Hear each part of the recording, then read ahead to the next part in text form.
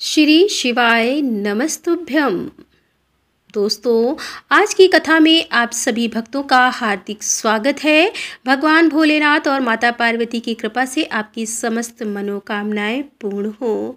आज आप सुनेंगे शिव पुराण की कथा का तीसरा अध्याय। इससे पहले के अध्याय सुनने के लिए आप सभी भक्तों का बहुत बहुत आभार। और जिन भक्तों ने इससे पहले के अध्याय नहीं सुने हैं तो आज की कथा सुनने के बाद पिछले अध्याय जरूर सुन लीजिए। और अब भगवान भोलेनाथ का ध्यान करके आज की कथा का प्रारंभ करते हैं। पुण्य क्षेत्र में किया हुआ थोड़ा सा पुण्य भी अनेक प्रकार से वृद्धि को प्राप्त होता है तथा वहां किया हुआ छोटा सा पाप भी महान हो जाता है। यदि पुण्य क्षेत्र में रहकर ही जीवन बिताने का निश्चय हो तो उस पुण्य संकल्प से उसका पहले का सारा पाप तत्काल नष्ट हो जाएगा, क्योंकि पुण्य को ऐश्वर्यदायक कहा गया है। ब्राह्मणों तीर्थवास जनित पुण्य कायिका, वाचिका और मानसिक सारे पापों का नाश कर देता है। तीर्थ में किया हुआ मानसिक पाप वज्रलेप हो जाता है और कई कल्पों तक पीछा नहीं छोड़ता।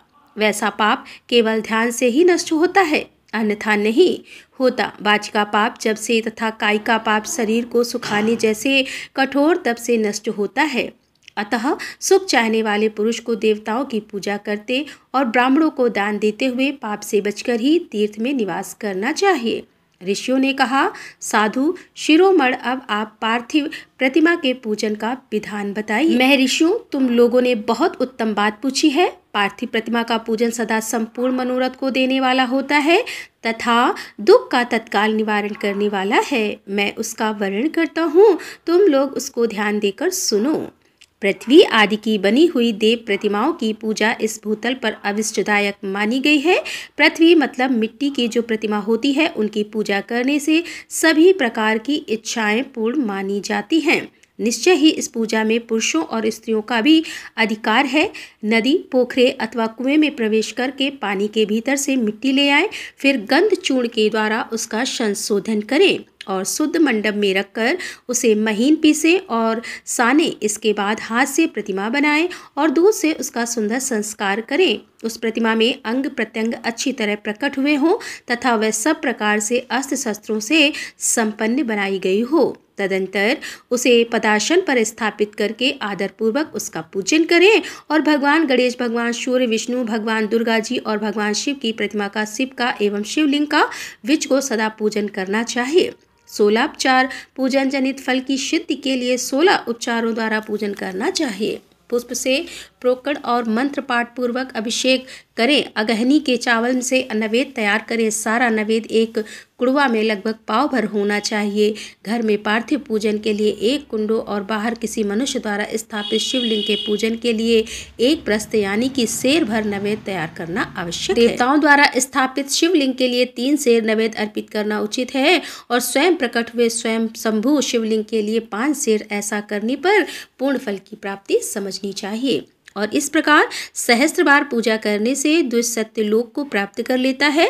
12 अंगुल चौड़ा, इससे दूना और 1 अंगुल अधिक अर्थात 25 अंगुल लंबा तथा 15 अंगुल चौड़ा जो लोहे या लकड़ी का बना हुआ पात्र होता है, उसे विद्वान पुरुष शिव कहते हैं। उसका 8वां भाग प्रस्थ कहलाता है, जो 4 कुंड के बराबर माना गया है। मनुष्य द्वारा स्थापित शिवलिंग के लिए 10 प्रस्थ, ऋषियों द्वारा स्थापित शिवलिंग के लिए 100 प्रस्थ और स्वयं शंभु शिवलिंग के लिए 1 सहस्त्र प्रस्थ नैवेद्य निवेदन किया जाए तथा जल, तेल आदि एवं गंध द्रव्यों की भी यथा योग्य मात्रा रखी जाए तो यह उन शिवलिंग की महापूजा बताई जाती है। देवता का अभिषेक करने से आत्मा शुद्धि होती है, गंध से पुण्य की प्राप्ति होती है, नैवेद्य लगाने से आयु बढ़ती है और तृप्ति होती है, धूप निवेदन करने से धन की प्राप्ति होती है और दीप दिखाने से ज्ञान का उदय होता है।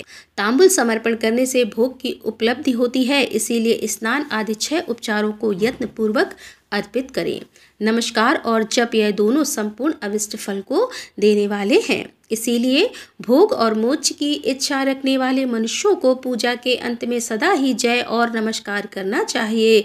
मनुष्य को चाहिए कि वह सदा पहले मन से पूजा करे, फिर उन उपचारों से करे। देवताओं की पूजा से उन देवताओं के लोकों की प्राप्ति होती है तथा उनके अवान्तर लोक में भी यथेष्ट भोग की वस्तुएं उपलब्ध होती हैं। और सूत जी बोले कि अब मैं देव पूजा से प्राप्त होने वाले विशेष फलों का वर्णन करता हूँ। दुष्ट तुम लोग द्विज, तुम लोग श्रद्धा पूर्वक सुनो। विघ्नराज गणेश की पूजा से भूलोक में उत्तम अविष्ट वस्तु की प्राप्ति होती है। शुक्रवार को सावन और भाद्रपद मास के शुक्ल पक्ष की चतुर्थी की और पौष मास में सत बिखा नक्षत्र के आने पर विधि पूर्वक गणेश की पूजा करनी चाहिए। 100 या सहस्त्र दिनों में 100 या सहस्त्र बार पूजा करें। देवता और अग्नि में श्रद्धा रखते हुए किया जाने वाला उनका नित्य पूजन मनुष्यों को पुत्र एवं अभिष्ट चिंतन वारों में की हुई शिव आदि की पूजा को आत्मशुद्धि प्रदान करने वाली समझना चाहिए। वार या दिन, तिथि, नक्षत्र और योगों का आधार है, समस्त कामनाओं को देने वाला है, उसमें वृद्धि और क्षय नहीं होता, इसीलिए उसे पूर्ण ब्रह्म स्वरूप मानना चाहिए। सूर्योदय काल से लेकर सूर्योदय काल आने तक एक बार स्थिति मानी गई है, जो ब्राह्मण आदि सभी वर्णों के कर्मों का आधार है। विहित तिथि के पूर्व भाग में की हुई देव पूजा मनुष्यों को पूर्ण भोग प्रदान करने वाली होती है। यदि मध्याह्न के बाद तिथि का आरंभ होता है तो रात्रियुक्त तिथि का पूर्व भाग पितरों के श्राद्ध आदि कर्म के लिए उत्तम बताया जाता है। ऐसी तिथि का परभाग ही दिन से युक्त होता है, अतः वही देव कर्म के लिए प्रशस्त माना गया है। और यदि मध्याह्न काल तक तिथि रहे तो उदया व्यापनी तिथि को ही देव कार्य में ग्रहण करना चाहिए। इसी तरह शुभ तिथि और नक्षत्र आदि देव कार्य में ग्राह्य होते हैं। वार आदि का भली भांति विचार करके पूजा और जप आदि करने चाहिए। वेदों में पूजा शब्द के अर्थ की इस प्रकार योजना की गई है। पूजा यते अनेन इति पूजा, यह पूजा शब्द की व्युत्पत्ति है। पूजा का अर्थ होता है भोग और फल की सिद्धि। यह जिस कर्म से संपन्न होती है उसका नाम पूजा है। मनोवांछित वस्तु तथा ज्ञान, यही अविष्ट चिंतन कर्म का यदि भली भांति अनुष्ठान किया हो तो वह तत्काल फल देने वाला होता है। प्रतिदिन एक पक्ष, एक मास और एक वर्ष लगातार पूजन करके उन कर्मों के फल की प्राप्ति होती है और उनसे वैसे ही पापों का क्रमशः क्षय होता है। प्रत्येक मास के कृष्ण पक्ष की चतुर्थी तिथि को की गई महागणपति की पूजा एक पक्ष के पापों का नाश करने वाली और एक पक्ष तक उत्तम भोग रूपी फल देने वाली होती है। चैत्र मास में चतुर्थी को की हुई पूजा एक मास तक दिए गए पूजन का फल देने वाली होती है और जब सूर्य सिंह राशि पर स्थित हो उस समय भाद्रपद मास की चतुर्थी को की हुई गणेश जी की पूजा एक वर्ष तक मनोवांछित भोग प्रदान करने वाली होती है, ऐसा जानना चाहिए। श्रावण मास के रविवार को हस्त नक्षत्र से युक्त सप्तमी तिथि को तथा माघ शुक्ल सप्तमी को भगवान सूर्य का पूजन करना चाहिए और ज्येष्ठ तथा भाद्रपद मासों के बुधवार को श्रवण नक्षत्र से युक्त द्वादशी तिथि को तथा केवल द्वादशी को भी किया गया भगवान विष्णु का पूजन अभिष्ट संपत्ति को देने वाला माना गया है। श्रावण मास में की जाने वाली श्री हरि की पूजा अभिष्ट मनोरथ और आरोग्य प्रदान करने वाली होती है। अंगों एवं उपकरणों सहित पूर्वक गौ आदि 12 वस्तुओं का दान करने से जिस फल की प्राप्ति होती है उसी को द्वादशी तिथि में आराधना द्वारा श्री विष्णु की तृप्ति करके मनुष्य प्राप्त कर लेता है। जो द्वादशी तिथि को भगवान विष्णु के 12 नामों द्वारा तथा 12 ब्राह्मणों का षडोपचार से पूजन करता है वह उनकी प्रसन्नता प्राप्त कर लेता है। इसी प्रकार संपूर्ण देवताओं के विभिन्न 12 नामों द्वारा किया गया 12 ब्राह्मणों का पूजन उन देवताओं को प्रसन्न करने वाला होता है। कर्क की संक्रांति से युक्त श्रावण मास में नौमी तिथि को मृगशिरा नक्षत्र के योग में अंबिका का पूजन करें। वे संपूर्ण मनोवांछित भोगों और फलों को देने वाली है। ऐश्वर्य की इच्छा रखने वाले पुरुष को उस दिन अवश्य उनकी पूजा करनी चाहिए। अश्विनी मास के शुक्ल पक्ष की नौमी तिथि संपूर्ण अभय फलों को देने वाली होती है। उसी मास के कृष्ण पक्ष की चतुर्दशी को यदि रविवार पड़ा हो तो उस दिन का महत्व विशेष बढ़ जाता है। उसके साथ ही यदि आर्द्रा और महार शूर संक्रांति से युक्त आर्द्रा का योग हो तो उक्त अवसरों पर की हुई शिव पूजा का विशेष महत्व माना गया है। माघ कृष्ण चतुर्दशी की हुई शिव जी की पूजा संपूर्ण अभिष्ट फलों को देने वाली होती है। वह मनुष्यों की आयु बढ़ाती है और मृत्यु कष्ट को दूर हटाती है और समस्त सिद्धियों की प्राप्ति कराती है। ज्येष्ठ मास में चतुर्दशी को यदि महा आद्रों का योग हो अथवा माघ शीष में किसी भी तिथि को यदि आद्रा नक्षत्र हो तो ऐसे अवसर पर विभिन्न वस्तुओं की बनी हुई मूर्ति के रूप में शिव की जो 16 उपचारों से पूजा करता है उस पुण्य आत्मा के चरणों के दर्शन करना चाहिए। भगवान शिव की पूजा मनुष्यों को भोग और मोक्ष देने वाली है, ऐसा जानना चाहिए। कार्तिक मास में प्रत्येक वार और तिथि आदि में महादेव जी का पूजन विशेष महत्व होता है। कार्तिक मास आने पर विद्वान पुरुष दान, तप, होम, जप और नियम आदि के द्वारा समस्त देवताओं का षडोपचार से यदि पूजन करें तो उस पूजन में देव प्रतिमा, ब्राह्मण तथा मंत्रों का उपयोग आवश्यक है। ब्राह्मणों को भोजन कराने से भी वह पूजा कर्म संपन्न होता है। पूजा करने वाले व्यक्ति को चाहिए कि वह कामनाओं को त्याग कर पीड़ा रहित यानी कि शांत होकर देव आराधना में तत्पर रहे। कार्तिक मास में देवताओं का यजन पूजन समस्त भोगों को देने वाला, व्याधियों को हर लेने वाला तथा भूतों और ग्रहों का विनाश करने वाला है। कार्तिक मास के रविवार को भगवान सूर्य की पूजा करने वाले और तेल तथा सूती वस्त्र देने से मनुष्य के कोढ़ आदि रोगों का नाश होता है। हरे, काली मिर्च, वस्त्र और खीरा आदि का दान ब्राह्मणों की प्रतिष्ठा करने से क्षय के रोग का नाश होता है। दीप और सरसों के दान से मिर्गी का रोग मिट जाता है। कृतिका नक्षत्र से युक्त सोमवार को किया हुआ शिव जी का पूजन मनुष्यों के महान दारिद्र्य को मिटाने वाला है और संपूर्ण संपत्तियों को देने वाला है। घर की आवश्यक सामग्रियों के साथ गृह और क्षेत्र आदि का दान करने से भी उक्त फल की प्राप्ति होती है। कृतिका युक्त मंगलवार को श्री स्कंद का पूजन करने से तथा दीपक एवं घंटा आदि का दान देने से मनुष्यों को शीघ्र ही वाक सिद्धि प्राप्ति हो जाती है। उनके मुंह से निकली हुई हर एक बात सत्य होती है। कृतिका युक्त बुधवार को किया हुआ श्री विष्णु का यजन तथा दही भात का दान मनुष्यों को उत्तम संतान की प्राप्ति कराने वाला होता है। कृतिका युक्त गुरुवार को धन से ब्रह्मा जी का पूजन तथा मधु, सोना और घी का दान करने से मनुष्यों के भोग वैभव की वृद्धि होती है। कृतिका युक्त शुक्रवार को गजानन गणेश जी की पूजा करने से तथा गंध, पुष्प एवं अन्न का दान करने से मानवों के भोग्य पदार्थ वृद्धि होती है। उस दिन सोना, चांदी आदि का दान करने से आजिन को भी उत्तम पुत्र की प्राप्ति होती है। कृतिका युक्त शनिवार को दक पालोबा का पूजन, त्रिनेत्र तारे, रुद्र, पापहारी विष्णु तथा ज्ञानदाता ब्रह्मा का आराधना करना चाहिए और धनवंतरी एवं दोनों अश्वनी कुमारों का पूजन करने से रोग, दुर्गम एवं अकाल मृत्यु का निवारण होता है। नमक, लोहा, तेल और उड़द आदि का, त्रिकुट, सोंठ, पीपल और गोल मिर्च, फल, गंध और जल आदि का तथा घृत आदि इन द्रव्य पदार्थों का और स्वर्ण, मोती आदि कठोर वस्तुओं का भी दान देने से स्वर्गलोक की प्राप्ति होती है। इनमें से नमक आदि का मान कम से कम 1 प्रस्थ यानी 1 सेर होना चाहिए और स्वर्ण आदि का मान कम से कम 1 पल होना चाहिए। धन संक्रांति से युक्त पौष मास में उषा काल में शिव आदि का समस्त देवताओं का पूजन क्रमशः समस्त सिद्धियों की प्राप्ति कराने वाला होता है।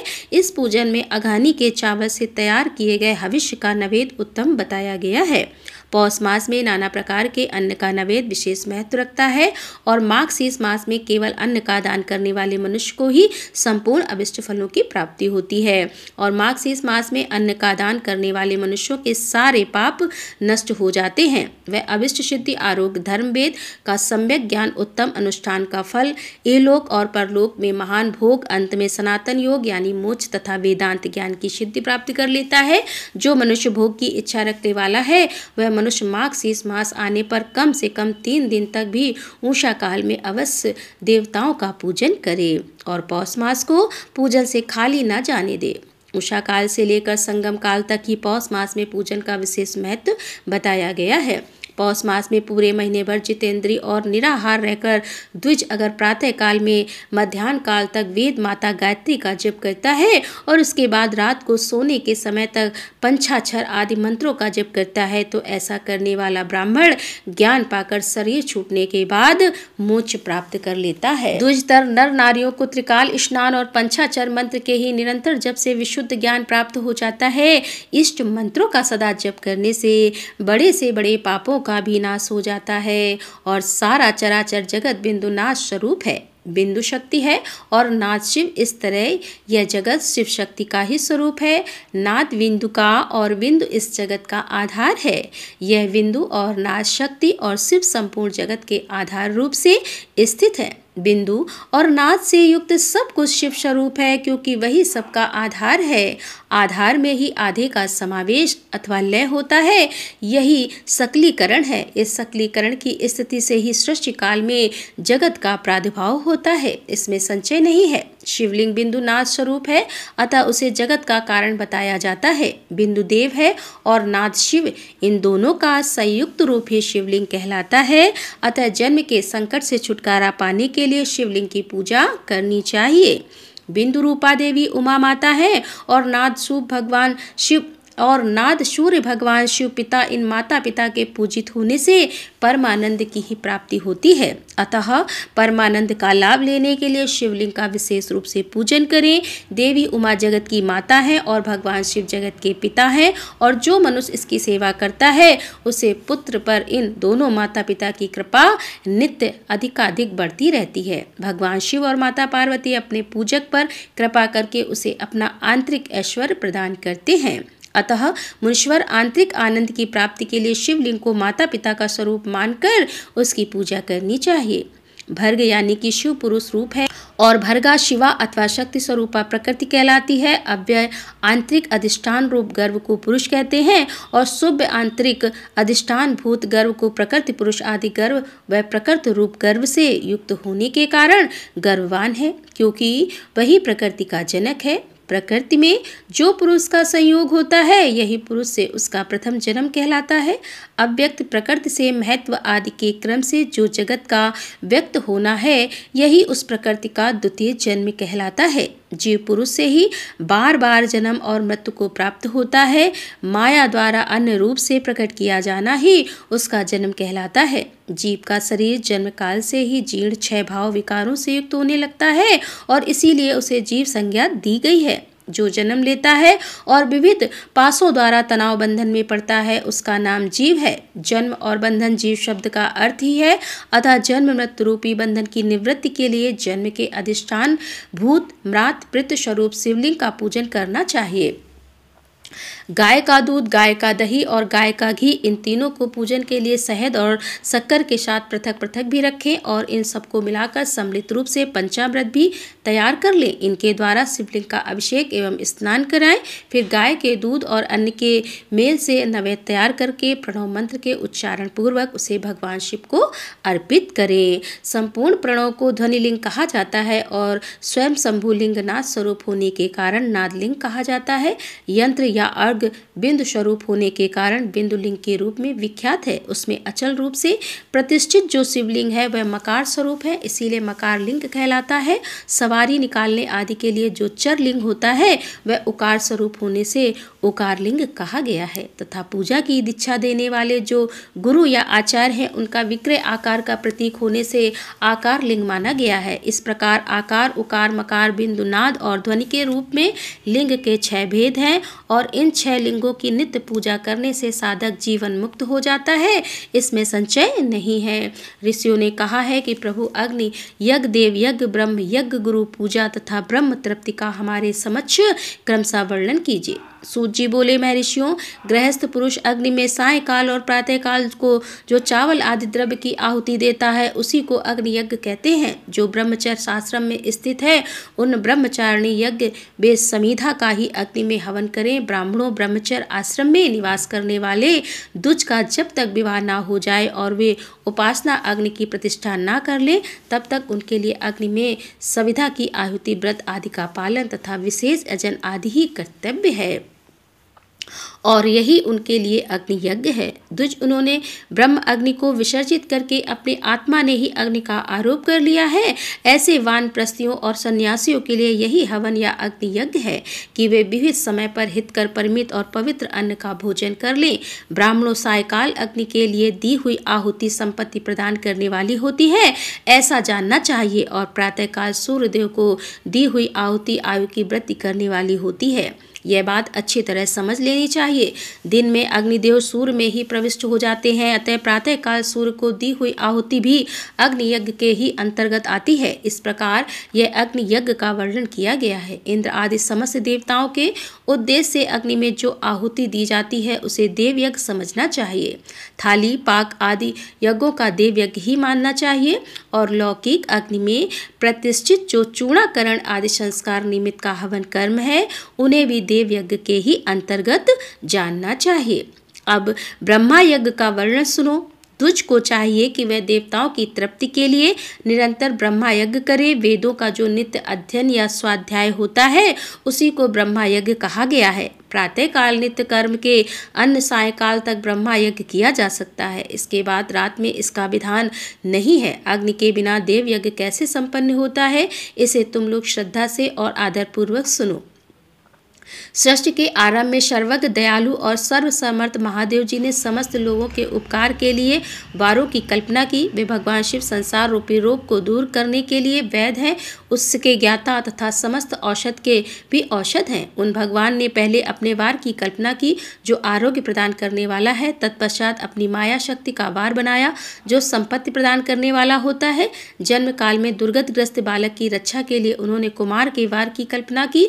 तत्पश्चात सर्वसमर्थ महादेव जी ने आलस और पाप की निर्वत तथा समस्त लोगों का हित करने की इच्छा से लोक रक्षक भगवान विष्णु का वार बनाया। उसके बाद सबके स्वामी भगवान शिव ने पुष्टि और रक्षा के लिए आयु कर्ता त्रिलोक सृष्टा परमेष्टि ब्रह्मा का आयुष कारक वार बनाया जिससे संपूर्ण जगत के आयुष की सिद्धि हो सके। इसके बाद तीनों लोकों की वृद्धि के लिए पहले पुण्य पाप की रचनाओं जाने पर उनके करने वाले लोगों को शुभाशुभ फल देने के लिए भगवान शिव ने इंद्र और यम के वारों का निर्माण किया। यह दोनों वार क्रमशः भोग देने वाले तथा लोगों के मृत्यु भय को दूर करने वाले हैं। इसके बाद सूर्य आदि 7 ग्रहों को जो अपने ही स्वरूप भूत तथा प्राणियों के लिए सुख दुख के सूचक हैं, भगवान शिव ने उपयुक्त 7 वारों का स्वामी निश्चित किया और वे सब के सब ग्रह नक्षत्रों के ज्योतिमय मंडल में प्रतिष्ठित हैं। शिव के वार या दिन के स्वामी सूर्य हैं, शक्ति संबंधी वार के स्वामी सोम हैं, कुमार संबंधी दिन के अधिपति मंगल हैं और विष्णु वार के स्वामी बुध हैं। ब्रह्मा जी के वार के अधिपति बृहस्पति हैं, इंद्र वार के स्वामी शुक्र हैं और यम वार के स्वामी शनिश्चराय वार में की हुई उन देवताओं की पूजा अपने अपने फल को देने वाली होती है। सूर्य आरोग्य के और चंद्रमा संपत्ति के दाता हैं। मंगल व्याधियों का निवारण करते हैं और बुध पुष्टि देते हैं। बृहस्पति आयु की वृद्धि करते हैं। शुक्र भोग देते हैं और शनिश्चर मृत्यु का निवारण करते हैं। यह 7 वारों के क्रमशः फल बताए गए हैं जो उन देवताओं की प्रीति से प्राप्त होते हैं। अन्य देवताओं की भी पूजा का फल देने वाले भगवान शिव ही हैं। देवताओं की प्रसन्नता के लिए पूजा की 5 प्रकार की पद्धति बनाई गई है। उन देवताओं के मंत्रों का जप करना यह पहला प्रकार है और उनके लिए होम करना दूसरा प्रकार है। दान करना तीसरा तथा तप करना चौथा प्रकार है। किसी वेदी पर प्रतिमा में अग्नि में अथवा ब्राह्मण के शरीर में आराध्य देवता की भावना करके 16 उपचारों से उनकी पूजा या आराधना करना यह 5वां प्रकार है। इनमें पूजा के उत्तरोत्तर आधार श्रेष्ठ है। पूर्व के अभाव में उत्तर आधार का अवलंबन करना चाहिए। दोनों नेत्रों तथा मस्तक के रूप में और कुष्ठ रोग की शांति के लिए भगवान सूर्य की पूजा करके ब्राह्मणों को भोजन कराएं। तदंतर 1 दिन, 1 मास, 1 वर्ष अथवा 3 वर्ष तक लगातार ऐसी साधना करना चाहिए। इससे यदि प्रबल प्रारब्ध का निर्माण हो जाए तो रोग एवं जरा आदि रोगों का नाश हो जाता है और इष्ट देव के नाम मंत्रों का जप आदि साधन वार आदि के अनुसार फल देने वाला है। रविवार को सूर्योदय के लिए अन्य देवताओं के लिए तथा ब्राह्मणों के लिए विशिष्ट वस्तु अर्पित करें। यह साधन विशिष्ट फल देने वाला होता है तथा इसके द्वारा विशेष रूप से पापों की शांति होती है। सोमवार को विद्वान पुरुष संपत्ति की प्राप्ति के लिए लक्ष्मी आदि की पूजा करे तथा सतनिक ब्राह्मण को घृत पक अन्न भोजन कराए यानी कि शुद्ध घी में बना हुआ भोजन कराए और मंगलवार को रोगों की शांति के लिए काली आदि की पूजा करे तथा उड़द, मूंग एवं अरहर की दाल आदि से युक्त अन्य ब्राह्मणों को भोजन कराए। बुधवार को विद्वान पुरुष को दधि युक्त से अन्य भगवान विष्णु का पूजन करे। ऐसा करने से सदा पुत्र, मित्र और कलत आदि की पुष्टि होती है। जो दीर्घायु होने की इच्छा रखता है वह गुरुवार को देवताओं की पुष्टि के लिए वस्त्र, यज्ञोपवीत तथा घृत मिश्रित खीर से यजन पूजन करे। भोगों की प्राप्ति के लिए शुक्रवार को एकाग्रचित होकर देवताओं का पूजन करे और ब्राह्मणों की तृप्ति के लिए षड्रौना का विधान करे। शनिश्चर अब मृत्यु का निवारण करने वाला है। उस दिन बुद्धिमान पुरुष रुद्र आदि की पूजा करे और तिल के होम से और दान से देवताओं को संतुष्ट करके ब्राह्मणों को तिल मिश्रित अन्न भोजन कराए। जो इस तरह देवताओं की पूजा करेगा वह आरोग्य आदि फल का भागी होगा। देवताओं के नित्य पूजन विशेष पूजन, स्नान, दान, जप, होम तथा ब्राह्मण तर्पण आदि में एवं रवि आदि वारों में विशेष तिथि और नक्षत्रों का योग प्राप्त होने पर विभिन्न देवताओं के पूजा में सर्वज्ञ जगदीश्वर भगवान शिव ही उन देवताओं के रूप में पूजित हों। सब लोगों को आरोग्य आदि फल प्रदान करते हैं। देश, काल, पात्र, द्रव्य, श्रद्धा एवं लोक के अनुसार उनके तारतम्य क्रम का ध्यान रखते हुए महादेव जी आराधना करने वाले लोगों को आरोग्य आदि फल देते हैं। शुभ यानी मांगलिक कर्म के आरंभ में और अशुभ यानी अंत्येष्टि आदि कर्म के अंत में तथा अन्य नक्षत्रों के आने पर गृहस्थ पुरुष अपने घर में आरोग्य आदि की समृद्धि के लिए सूर्य आदि ग्रहों का पूजन करें। इसके सिद्ध है कि देवताओं का यजन संपूर्ण अविष्ट वस्तुओं को देने वाला है। ब्राह्मणों का देव यजन कर्म वैदिक मंत्रों के साथ होना चाहिए। यहाँ ब्राह्मण शब्द क्षत्रिय और वैश्य का भी उपलक्ष्य है।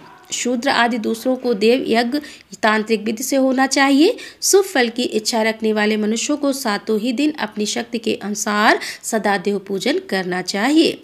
निर्धन मनुष्य तपस्या यानी व्रत आदि के कष्ट सहन द्वारा और धनी धन के द्वारा देवताओं की आराधना करे। यह बार बार श्रद्धापूर्वक इस तरह के धर्म का अनुष्ठान करता है और बार बार पुण्य लोकों में नाना प्रकार के फल भोग कर पुनः इस पृथ्वी पर जन्म ग्रहण करता है। धनवान पुरुष सदा भोग सिद्धि के लिए मार्ग में वृक्ष आदि लगाकर लोगों के छाया की व्यवस्था करे। जलाशय, कुआं, बावली और पोखर बनवाए। वेद शास्त्रों की प्रतिष्ठा के लिए पाठशाला का निर्माण करे तथा अन्याय प्रकार से भी धर्म का संग्रह करता रहे। धनी को यह सब कार्य सदा ही करते रहना चाहिए। समय अनुसार पुण्य कर्मों के परिपाक से अंतःकरण शुद्ध होने पर ज्ञान की सिद्धि हो जाती है। दुज जो इस अध्याय को सुनता पढ़ता अथवा सुनने की व्यवस्था करता है उसे देव यज्ञ का फल प्राप्त होता है। तब ऋषियों ने कहा, समस्त पदार्थों के ज्ञाताओं में श्रेष्ठ सूत जी, अब आप क्रमशः देव काल आदि का वर्णन करें। सूत जी बोले, मैं ऋषियों देव यज्ञ आदि कर्मों से अपना शुद्ध ग्रह समान फल देने वाला होता है, अर्थात अपने घर में किए हुए देव यज्ञ आदि शास्त्रोक्त फल को सम मात्रा में देने वाले होते हैं और गौशाला का स्थान घर की अपेक्षा 10 गुना फल देता है। जलाशय का तट उससे भी 10 गुना महत्व रखता है तथा जहाँ बेल, तुलसी एवं पीपल वृक्ष का मूल निकट हो वह स्थान जलाशय के तट से भी 10 गुना अधिक फल देने वाला होता है। देवालय को उससे भी 10 गुने महत्व का स्थान जानना चाहिए और देवालय से भी 10 गुना महत्व रखता है। तीर्थ भूमि का तट उससे भी 10 गुना श्रेष्ठ है। नदी का किनारा उससे 10 गुना उत्कृष्ट है। तीर्थ नदी का तट और उससे भी 10 गुना महत्व रखता है। सप्त गंगा नामक नदियों का तीर्थ गंगा, गोदावरी, कावेरी, ताम्रपर्णी, सिंधु, सरयू और नर्मदा, इन 7 नदियों को सप्त गंगा कहा गया है। समुद्र के तट का स्थान इससे भी 10 गुना पवित्र माना गया है और पर्वत के शिखर का प्रदेश समुद्र तट से भी 10 गुना पावन है और सबसे अधिक महत्व का वह स्थान जानना चाहिए जहाँ मन लग जाए। यहाँ तक देश का वर्णन हुआ है। अब काल का तारतम्य बताया जाता है। सतयुग में यज्ञ, दान और कर्मपूर्ण फल देने वाले होते हैं, ऐसा जानना चाहिए, और त्रेता युग में उसका 3/4 फल मिलता है। द्वापर में सदा आधे ही फल की प्राप्ति कही गई है और कलयुग में 1/4 ही फल की प्राप्ति समझनी चाहिए और आधा कलयुग बीतने पर उस 1/4 फल में से भी 1/4 कम हो जाता है। शुद्ध अंतःकरण वाले पुरुष को शुद्ध एवं पवित्र दिन सम फल देने वाला होता है। विद्वान ब्राह्मणों सूर्य संक्रांति के दिन किया हुआ सत्कर्म पूर्वोत्तर शुद्ध दिन की अपेक्षा 10 गुना अधिक फल देने वाला होता है, यह जानना चाहिए, और उससे भी 10 गुना अधिक महत्व उस कर्म का है जो विषुव नामक योग में किया जाता है। दक्षिणायन आरंभ होने के दिन अर्थात कर्क की संक्रांति में किए हुए पुण्य कर्म का महत्व विश्व में भी 10 गुना अधिक माना गया है। उसमें से भी 10 गुना मकर संक्रांति में और उससे भी 10 गुना चंद्र ग्रहण में किए हुए पुण्य का महत्व है। सूर्य ग्रहण का सबसे उत्तम महत्व है। सूर्य ग्रहण में किए गए पुण्य कर्म का फल चंद्र ग्रहण से भी अधिक और पूर्ण मात्रा में होता है। इस बात को विज्ञ पुरुष जानते हैं। जगत रूपी सूर्य का राहु रूपी विष में संयोग होता है, इसीलिए सूर्य ग्रहण का समय रोग प्रदान करने वाला होता है। अतः उस विष की शांति के लिए उस समय स्नान, दान और जप करे। वह काल विष की शांति के लिए उपयोगी होने के कारण पुण्य प्रकोप का काल करोड़ों सूर्य ग्रहण के समान पावन है, ऐसा ज्ञानी पुरुष जानते हैं और मानते हैं। तपोनिष्ठ योगी और ज्ञानविश यदि यह पूजा के पात्र हैं, क्योंकि यह पापों के नाश में कारण होते हैं।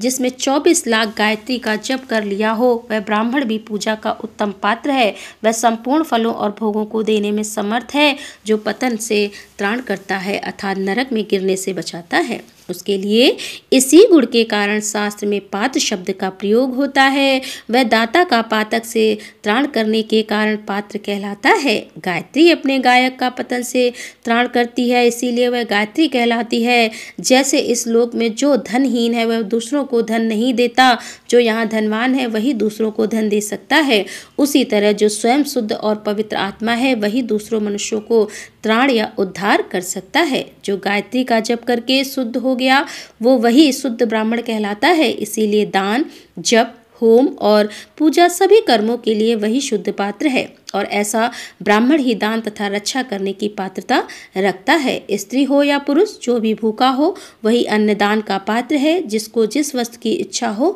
उससे वह वस्तु बिना मांगे ही दे दी जाए तो दाता को उस दान का पूरा फल प्राप्त होता है। ऐसी महर्षियों की मान्यता है, जो सवाल या याचना करने के बाद किया गया हो वह दान आधा ही फल देने वाला माना गया है। अपने सेवक को दिया हुआ दान 1/4 फल के देने वाला होता है। हे विप्र, जो जाति मात्र से ब्राह्मण है और दीनता पूर्वक व्रत से जीवन बिताता है, उसे दिया हुआ धन का दान दाता को भूतल पर 10 वर्षों तक भोग प्रदान करने वाला होता है। वही दान यदि वेद वेता ब्राह्मण को दिया जाए तो वह स्वर्ग लोक में देवताओं के वर्ष से 10 वर्षों तक दिव्य भोग देने वाला होता है। शील और उच्च वृत्ति से लाया हुआ और गुरु दक्षिणा में प्राप्त हुआ अन्न धन शुद्ध द्रव्य कहलाता है। उसके दान से पूर्ण फल देने वाला बताया गया है। क्षत्रियों का शौर्य से कमाया हुआ, वैश्य का व्यापार से आया हुआ और शूद्रों का सेवा वृत्ति से प्राप्त किया हुआ धन भी उत्तम द्रव्य कहलाता है। धर्म की रक्षा करने वाली स्त्रियों को जो धन पिता एवं पति से मिला हुआ हो उनके लिए वह उत्तम द्रव्य है। गौ आदि 12 वस्तुओं का चैत्र आदि 12 महीनों में क्रमशः दान करना। गौ, भूमि, तिल, स्वर्ण, घी, वस्त्र, धान्य, गुड़, चांदी, नमक, कोहड़ और कन्या, यही वे 12 वस्तुएं हैं। इनमें गौदान से कायिक, वाचिक और मानसिक पापों का निवारण होता है तथा कायिका आदि पुण्य कर्मों की पुष्टि होती है। ब्राह्मणों भूमि का दान लोक और परलोक में प्रतिष्ठा यानी कि आश्रय की प्राप्ति कराने वाला होता है। तिल का दान बलवर्धक एवं मृत्यु का निवारक होता है। स्वर्ण का दान जठ राग्नि को बढ़ाने वाला तथा वीरदय होता है। घी का दान पुष्टिकाक होता है। वस्त्र का दान आयु की वृद्धि कराने वाला होता है, ऐसा जानना चाहिए। धान्य का दान अन्न धन की समृद्धि में कारण होता है। गुण का दान मधुर भोजन की प्राप्ति कराने वाला होता है और चांदी के दान से वीर की प्राप्ति होती है। लवण का दान करने से जन की प्राप्ति होती है। सब प्रकार का दान सारी समृद्धि की सिद्धि के लिए होता है। विज्ञ पुरुष कुष्मांड के दान को पुष्टिदय मानते हैं। कन्या का दान आजीवन भोग देने वाला माना गया है। ब्राह्मणों व लोक और परलोक में भी संपूर्ण भोगों की प्राप्ति कराने वाला होता है। विद्वान पुरुष को चाहिए कि जिन वस्तुओं से श्रवण आदि इंद्रियों की तृप्ति होती है उनका सदा दान करे। श्रोत आदि 10 इंद्रियों के जो शब्द आदि 10 विषय हैं उनका दान किया जाए तो वे भोगों की प्राप्ति कराते हैं तथा दिशा आदि इंद्रिय देवताओं को संतुष्ट करते हैं। वेद और शास्त्रों को गुरु मुख से ग्रहण करके गुरु के उपदेश से अथवा स्वयं ही बोध प्राप्त करने के पश्चात जो बुद्धि का यह निश्चय होता है कि कर्मों का फल अवश्य मिलता है, इसी को उच्च कोट की आस्तिक यानी कि धर्म में विश्वास करना कहा जाता है। भाई बंधु अथवा राजा के भय से जो आस्तिक बुद्धि या श्रद्धा होती है वह कनिष्ठ श्रेणी की आस्तिक होती है। जो सर्वदा दरिद्र है, जिसके पास सभी वस्तुओं का अभाव है, वह वाणी अथवा कर्म यानी कि शरीर द्वारा यजन करे। मंत्र, श्रोत और जप आदि को वाणी द्वारा किया गया यजन समझना चाहिए तथा तीर्थ यात्रा और व्रत आदि को विद्वान पुरुष शारीरिक यजन मानते हैं। जिस किसी भी उपाय से थोड़ा हो या बहुत देवता ब्रह्म बुद्धि जो कुछ भी दिया अथवा किया जाए वह दान या सत्कर्म भोगों की प्राप्ति कराने में समर्थ होता है। तपस्या और दान यह 2 कर्म मनुष्यों को सदा करने चाहिए तथा ऐसे ग्रह का दान करना चाहिए जो अपने वर्ण और गुण से सुशोभित हो। बुद्धिमान पुरुष देवताओं की तृप्ति के लिए जो कुछ देते हैं वह अतिशय मात्रा में और सब प्रकार के भोग प्रदान करने वाला होता है। उस दान से विद्वान पुरुष इस लोक और परलोक में उत्तम जन्म और सदा सुलभ होने वाला भोग पाता है। ईश्वरार्पण बुद्धि से ज्ञान दान आदि कर्म करके मनुष्य मोक्ष फलभागी होता है। तब ऋषि बोले कि हे प्रभु महामुनि, आप हमारे लिए क्रमशः स्वरूप प्रणव का महात्म्य तथा शिव भक्त के पूजन का प्रकार बताइए। सूत जी ने कहा, मैं ऋषियों, आप लोग तपस्या के धनी हैं। आपने यह बड़ा सुंदर प्रश्न उपस्थित किया है, किंतु इसका ठीक ठीक उत्तर जानकर महादेव जी ही जानते हैं, दूसरा कोई नहीं। तथापि भगवान शिव की कृपा से ही मैं इस विषय का वर्णन करूंगा कि वे भगवान शिव हमारी और आप लोगों की रक्षा का भारी भार बारंबार स्वयं ही ग्रहण करें। प्रणाम है प्रकृति से उत्पन्न संसार रूपी महासागर का प्रणव, इसे पार करने के लिए दूसरी नव यानी कि नाव है, इसीलिए इस ओमकार को प्रणव की संज्ञा देते हैं। ओमकार अपने जप करने वाले साधकों से कहता है कि ज्ञानी की प्रपंच ना यानी कि नहीं है, वह यानी कि तुम लोगों के लिए। अतः इस भाव को लेकर भी ज्ञानी पुरुष ओम को प्रणव नाम से जानते हैं। और इसका दूसरा भाव इस प्रकार से है, प्रयानी की प्रकार से, न यानी कि नयत, वह यानी कि इस मार्ग को तो बलपूर्वक मोक्ष तक पहुंचा देगा। इस अभिप्राय से भी इसे ऋषि मुनि प्रणव कहते हैं। अपना जप करने वाले योगियों के तथा अपने मंत्र की पूजा करने वाले उपासक के समस्त कर्मों का नाश करके यह दिव्य नूतन ज्ञान देता है, इसीलिए भी इसका नाम प्रणव है। और उन माया रहित महेश्वर को ही नव अर्थात नूतन कहते हैं। पुरुष इसे प्रणव के नाम से जानते हैं अथवा प्रकृत रूप से नवदिव्य परमात्मा ज्ञान प्रकट करता है, इसीलिए प्रणव है। जो सत्य अहिंसा आदि धर्मों से युक्त हो, भगवान शिव के पूजन में तत्पर रहते हों, वे काल चक्र को पार कर जाते हैं और काल चक्रेश्वर की सीमा तक जो विराट महेश्वर लोक बताया गया है, उससे ऊपर वह पर वृषभ के आकार में धर्म की स्थिति है। वह ब्रह्मचर्य का मूर्तिमान रूप है। उसके सत्य, सोच, अहिंसा और दया यह चार पाद यानी कि चार पैर है। वह साक्षात शिवलोक के द्वार पर खड़ा है। क्षमा उसके सिंह है, शम कान और वह वेद ध्वनि रूपी शब्द से विभूषित है। आस्तिक उसके दोनों नेत्र है। विश्वास ही उसकी श्रेष्ठ बुद्धि एवं मन है। क्रिया आदि धर्म रूपी जो वृषभ हैं वे कारण आदि में स्थित हैं और उस क्रिया रूप वृषभा का धर्म पर कालातीत शिव आरूढ़ होते हैं। ब्रह्मा, विष्णु और महेश्वर की जो अपनी अपनी आयु है उसी को दिन कहते हैं। जहाँ धर्म रूपी वृषभ की स्थिति है उससे ऊपर ना दिन है ना रात्रि है और वहाँ जन्म मरण आदि भी नहीं है। ऋषि बोले, सर्वज्ञ में श्रेष्ठ सूत जी बंधन और मोक्ष का स्वरूप क्या है, यह हमें बताइए। सूत जी ने कहा, मैं ऋषियों में बंधन और मोक्ष का स्वरूप तथा मोक्ष के उपाय का वर्णन करूंगा, तुम लोग आदर पूर्वक सुनो। जो प्रकृति आदि 8 बंधनों से बंधा हुआ है वह जीव बद्ध कहलाता है और जो उन 8 बंधनों से छूटा हुआ है उसे मुक्त कहते हैं। प्रकृति आदि को वश में कर लेना मोक्ष कहलाता है। बंधन आंग तुक है और मोक्ष स्वतः सिद्ध है। बद्ध जीव जब बंधन से मुक्त हो जाता है तब उसे मुक्त जीव कहते हैं। प्रकृति, बुद्धि, त्रिगुणात्म, अहंकार और 5 तन्मात्राएं हैं। इन्हें ज्ञानी पुरुष प्रकृति तदक मानते हैं। प्रकृति आदि 8 तत्वों के समूह से देह की उत्पत्ति हुई है और देह से कर्म उत्पन्न होता है और फिर कर्म से नूतन देह की उत्पत्ति होती है। इस प्रकार बारंबार जन्म और कर्म होते रहते हैं। शरीर को स्थूल, सूक्ष्म और कारण के भेद से 3 प्रकार का जानना चाहिए। स्थूल शरीर व्यापार कराने वाला, सूक्ष्म शरीर इंद्रिय भोग प्रदान करने वाला और कारण और आत्मानंद की अनुभूति कराने वाला कहा गया है। जीव को उसके प्रारब्ध कर्मानुसार सुख और दुख प्राप्त होते हैं। वह अपने पुण्य कर्मों के फलस्वरूप सुख और पाप कर्मों के फलस्वरूप दुख का उपभोग करता है। अतः कर्मपाश से बंधा हुआ जीव अपने त्रिविध शरीर से होने वाले शुभ अशुभ कर्मों द्वारा सदा चक्र की भांति बारंबार घुमाया जाता है। इस चक्रवत भ्रमण की निवृत्ति के लिए चक्रकर्ता का स्तवन एवं आराधना करना चाहिए। प्रकृति आदि जो 8 पास बतलाए गए हैं उनका समुदाय ही महाचक्र है और जो प्रकृति से परे हैं वे परमात्मा शिव है। भगवान महेश्वर ही प्रकृति आदि महाचक्र के कर्ता है क्योंकि वे प्रकृति से परे हैं। जैसे बकायन नामक वृक्ष का थाला जल को पीता है, उगलता है, उसी प्रकार शिव प्रकृति आदि को अपने वश में करके उस पर शासन करते हैं। उन्होंने सबको अपने वश में कर लिया है, इसीलिए वे शिव कहे गए हैं। शिव ही सर्वज्ञ, परिपूर्ण तथा निष्भ्रज्ञ, अनादि बोध, स्वतंत्रता, नित्य अलूट शक्ति से संयुक्त होना और अपने भीतर अनंत शक्तियों को धारण करना, महेश्वर के इन 6 प्रकार के मानसिक ऐश्वर्य को केवल वेद जानता है। अतः भगवान शिव के अनुग्रह से ही प्रकृति आदि 8 तत्व वश में होते हैं। भगवान शिव का कृपा प्रसाद प्राप्त करने के लिए उन्हीं का पूजन करना चाहिए। यदि कहे शिव तो परिपूर्ण है, निष्भ्रम है, तो इसका उत्तर यह है कि भगवान शिव के उद्देश्य से उनकी प्रसन्नता के लिए किया हुआ सत्कर्म उनकी कृपा प्रसाद को प्राप्त कराने वाला होता है। और शिवलिंग में, शिव की प्रतिमा में तथा शिव भक्तजनों में शिव की भावना करके उनकी प्रसन्नता के लिए पूजा करनी चाहिए। वह पूजन शरीर से, मन से, वाणी से और धन से भी किया जा सकता है। उस पूजा से महेश्वर शिव जो प्रकृति से परे हैं पूजक पर विशेष कृपा करते हैं और उनका वह कृपा प्रसाद सत्य होता है। शिव की कृपा से कर्म आदि सभी बंधन अपने वश में हो जाते हैं। कर्म से लेकर प्रकृति पर्यंत सब कुछ जब वश में हो जाता है तब वह जीवन मुक्त कहलाता है। स्वात्मा राम रूप से विराजमान होता है। परमेश्वर शिव की कृपा से जब कर्म जनित शरीर अपने वश में हो जाता है तब भगवान शिव के लोक में निवास का सौभाग्य प्राप्त होता है। इसी को सालोक मुक्ति कहते हैं। ऋषि बोले, उत्तम व्रत का पालन करने वाले सूत जी लिंग आदि में शिव जी की पूजा का क्या विधान है, यह हमें बताइए। सूत जी ने कहा, दुज में लिंग क्रम का यथावत वर्णन कर रहा हूँ, तुम सब लोग सुनो।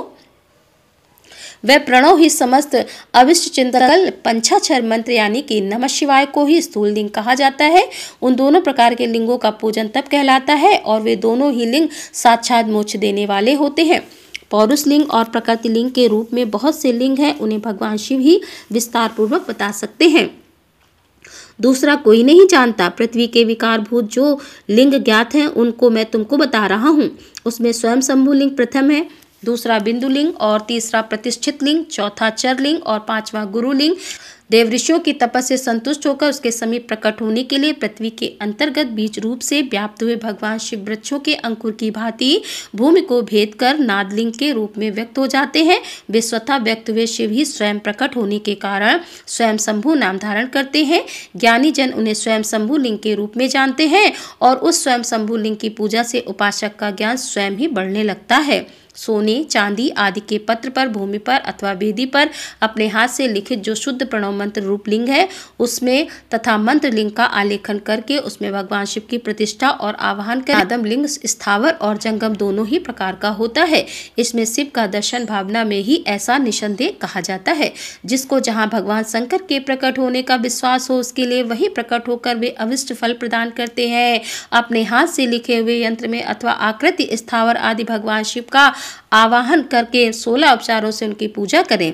ऐसा करने से साधक स्वयं ही ऐश्वर्य को प्राप्त कर लेता है और इस प्रकार साधन के अभ्यास से उसको ज्ञान भी होता है। देवताओं ऋषियों ने आत्मसिद्धि के लिए अपने हाथ से वैदिक मंत्रों के उच्चारण पूर्वक शुद्ध मंडल में शुद्ध भावना द्वारा जिस उत्तम शिवलिंग की स्थापना की है उसे पौरुष लिंग कहते हैं तथा वही प्रतिष्ठित लिंग कहलाता है। उस लिंग की पूजा करने से सदा पौरुष ऐश्वर्य की प्राप्ति होती है।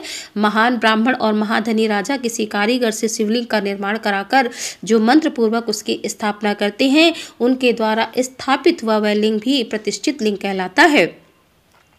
किंतु वह प्राकृत लिंग है, इसीलिए प्राकृत ऐश्वर्य भोग को ही देने वाला होता है। जो शक्तिशाली और नित्य होता है उसे पौरुष कहते हैं तथा जो दुर्बल और अनित्य होता है वह प्राकृत कहलाता है। लिंग नाभि, जिह्वा या नासागर भाग और शिखा के क्रम से कटी, हृदय, मस्तक तीनों स्थानों में जो लिंग की भावना की गई है उस आध्यात्मिक लिंग को ही चर लिंग कहते हैं। पर्वत को पौरुष लिंग बताया गया है और भूतल को विद्वान पुरुष प्राकृत लिंग मानते हैं। वृक्ष आदि को पौरुष लिंग जानना चाहिए और गुल्म आदि को प्राकृत लिंग, साठी नामक धान्य को प्राकृत लिंग समझना चाहिए और साली यानी कि अगहनी एवं गेहूं को पौरुष लिंग, अड़िमा आदि 8 सिद्धियों को देने वाला जो ऐश्वर्य के उस पौरुष ऐश्वर्य जानना चाहिए। सुंदर स्त्री तथा धन आदि विषयों को आस्तिक पुरुष प्राकृत ऐश्वर्य कहते हैं। चर लिंगों में सबसे प्रथम रसलिंग का ही वर्णन किया जाता है। रसलिंग ब्राह्मणों को उनकी सारी अभिष्ट वस्तुओं को देने वाला शुभकारक, बाणलिंग क्षत्रियों को महान राज की प्राप्ति कराने वाला, स्वर्णलिंग वैश्य को महाधनपति का पद प्रदान कराने वाला तथा सुंदर शिवलिंग शूद्रों को महाशुद्धि देने वाला, स्फटिकमय लिंग तथा बाणलिंग सब लोगों की उनकी समस्त कामनाएं प्रदान करते हैं और अगर अपना ना हो तो दूसरे का स्फटिक या बाणलिंग भी पूजा के लिए निश्चित नहीं है। स्त्रियों के लिए विशेषकर सद्भाव के लिए पार्थिव लिंग की पूजा का विधान है और प्रवृत्ति मार्ग में स्थित विधवाओं के लिए स्फटिक लिंग की पूजा बताई गई है, परंतु विरक्त विधवाओं के लिए रस लिंग की पूजा को ही श्रेष्ठ कहा गया है। उत्तम व्रत का पालन करने वाले महर्षियों बचपन में, जवानी में और बुढ़ापे में भी शुद्ध स्फटिक में शिवलिंग का पूजन, स्त्रियों को समस्त भोग प्रदान करने वाला और ग्रह सक्त स्त्रियों के लिए पीठ पूजा, भूतल पर संपूर्ण अभिचिंतन शिवलिंग को संपुट में पधराकर घर के भीतर पृथक रखते हैं। जो निर्वत मार्गी पुरुष हैं उनके लिए हाथ पर ही शिवलिंग पूजा का विधान है। उन्हें भिक्षा आदि से प्राप्त हुए अपने भोजन ही नैवेद्य रूप से निवेदित करना चाहिए और निर्वत पुरुषों के लिए सूक्ष्म लिंग की श्रेष्ठ बताया जाता है। वे विभूति के द्वारा पूजन करें और विभूति को ही नैवेद्य रूप में निवेदित भी करें। पूजा करके उस लिंग को सदा अपने मस्तक पर धारण करें। विभूति 3 प्रकार की बताई गई है। लोकागीता, वेदागिरी शुद्धि के लिए लाकर रखे मिट्टी, लकड़ी और लोहे के पात्रों की, धान्य की, तिल आदि द्रव्यों की, वस्त्र आदि की तथा पर दूषित वस्तुओं की भस्म से शुद्धि होती है। कुत्ते आदि से दूषित हुए पात्रों को भी भस्म से ही शुद्धि मानी गई है। वस्तु विशेष की शुद्धि के लिए यथा योग सजल अथवा निर्जल भस्म का उपयोग करना चाहिए। वेदांत जनित जो भस्म है उसको उन वैदिक कर्मों के अंतर धारण करना चाहिए। मंत्र और क्रिया से जनित जो होम कर्म है वह अग्नि में भस्म का रूप धारण करता है। उस भस्म को धारण करने से वह कर्म आत्मा में आरोपित हो जाता है। अघोर मूर्तिधारी शिव का जो अपना मंत्र है उसे पढ़कर बेल की लकड़ी को जलाएं। उस मंत्र से अभिमंत्रित अग्नि को शिव गिरी पे मात के गोबर तथा समी पीपल पलास व अमलतास और बेर इनकी लकड़ियों को शिवांगों भस्म शिवांगों की अग्नि में शिव मंत्र के उच्चारण पूर्वक काष्ठ को जलाएं। फिर उस भस्म को कपड़े से अच्छी तरह छान कर नए घड़े में भरकर रख दें और उस विभूति को समय समय पर अपनी कांति या शोभा की वृद्धि के लिए धारण करें। ऐसा करने वाला पुरुष सम्मानित एवं पूजित होता है। पूर्व काल में भगवान शिव ने भस्म शब्द का ऐसा ही अर्थ प्रकट किया था। जैसे राजा अपने राज्य में सर्वभूतेषु सार ग्रहण करते हैं तथा जैसे जठ रानर नाना प्रकार के भक्ष्य भोज आदि पदार्थों को भारी मात्रा में ग्रहण करके जलाता है और जलाकर सार तर वस्तु ग्रहण करता है और उस सार तर वस्तु से स्वदेह पोषण करता है, उसी प्रकार प्रपंचकर्ता परमेश्वर शिव ने भी अपने में आधे रूप से विद्यमान प्रपंच को जलाकर भस्म रूप से उसके सार तत्व को ग्रहण किया। पंच को दग्ध करके शिव ने उसके भस्म को अपने शरीर में लगाया। राख यानी कि भभूत पोतने के बहाने जगत के सार को ही ग्रहण किया। अपने शरीर में अपने लिए रत्न स्वरूप भस्म को इस प्रकार स्थापित किया। आकाश के सारे तत्व से, केश वायु के सार तत्व से, मुख अग्नि के सार तत्व से, हृदय जल के सार तत्व से, कटी भाग और पृथ्वी के सार तत्व से घुटने को धारण किया है। इसी तरह उनके सारे अंग विभिन्न वस्तुओं के सार रूप है। महेश्वर ने अपने ललाट में तिलक रूप में जो त्रिपुंड धारण किया है वह ब्रह्मा विष्णु और रुद्र का सार तत्व है। वे इन सब वस्तुओं को जगत के अभ्युदय का हेतु मानते हैं। इन भगवान शिव ने ही अपने प्रपंच के सारे सर्वस्व को अपने वश में किया है, अतः इन्हें अपने वश में करने वाला दूसरा कोई नहीं है। इस समस्त मृगों का हिंसक मृग सिंह कहलाता है और उसकी हिंसा करने वाला दूसरा कोई मृग नहीं है, अतः उसे सिंह कहा गया है। जन्म और मरण रूप द्वंद्व को भगवान शिव की माया ने ही अर्पित किया है। जो इन दोनों को शिव की माया को ही अर्पित कर देता है वह फिर शरीर के बंधन में नहीं पड़ता। जब तक शरीर रहता है तब तक जो क्रिया के ही अधीन है वह जीवबद्ध कहलाता है। स्थूल सूक्ष्म और कारण तीनों शरीर को वश में कर लेने पर जीव का मोक्ष हो जाता है, ऐसा ज्ञानी पुरुषों का कथन है। माया चक्र के निर्माता भगवान शिव ही परम कारण है और वे अपनी माया के दिए हुए द्वंद्व का स्वयं ही परिमार्जन करते हैं। अतः शिव के द्वारा कल्पित व द्वंद्व उन्हीं को समर्पित कर देना चाहिए। जो शिव की पूजा में तत्पर हो वह मौन रहे, सत्य आदि गुणों से संयुक्त हो तथा क्रिया जप तप ज्ञान और ध्यान में से एक एक का अनुष्ठान करता रहे। ऐश्वर्य दिव्य शरीर की प्राप्ति, ज्ञान का उदय, अज्ञान का निवारण और भगवान शिव के स्वामी का लाभ, यह क्रमशः क्रिया आदि के फल से निष्काम कर्म करने का अज्ञान का निवारण हो जाने के कारण शिव भक्त पुरुष उसके यथोवक्त फल को पाता है। शिव भक्त पुरुष देश काल और शरीर और धन के अनुसार यथा योग क्रिया आदि का अनुष्ठान करे। राधे राधे, जय श्री कृष्णा। आज की कथा का यहीं पर समापन करती हूँ। इसके आगे का वृतांत आप कल की कथा में सुनेंगे। उम्मीद करती हूँ आज की कथा आपको जरूर पसंद आई होगी। तो अगर कथा पसंद आती है तो वीडियो को लाइक किया कीजिए और अगर संभव हो तो वीडियो को ज़्यादा से ज़्यादा शेयर कीजिए। और अगर आप इस चैनल पर पहली बार आए हैं, अभी तक आपने इस चैनल को सब्सक्राइब नहीं किया है, तो आज की वीडियो अगर आपको अच्छी लगे तो चैनल को सब्सक्राइब करके बेल आइकन को ज़रूर प्रेस कर लीजिए। इससे यह होगा कि इस चैनल पर जो नई वीडियो अपलोड होगी उनकी नोटिफिकेशन आपको सही समय पर प्राप्त होगी। तो दोस्तों, मिलती हूँ मैं आपसे अगली वीडियो में। तब तक के लिए राधे राधे, जय श्री कृष्णा, हर हर महादेव, जय भोलेनाथ की।